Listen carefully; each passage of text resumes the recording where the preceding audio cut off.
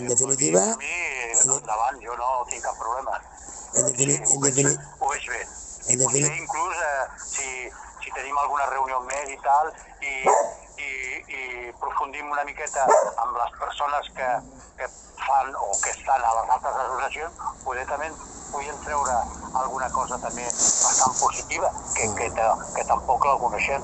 Però, home, com que tenim temps, uns mesos per endavant, jo crec que seria una manera de fer uns contactes, a veure en què s'emboliquen, a què volen fer i quines són les seves idees i exposar-lo a que tothom les pugui entendre i endavant. Jo estic d'acord. Perfecte. Per mi no hi ha problema. Perfecte.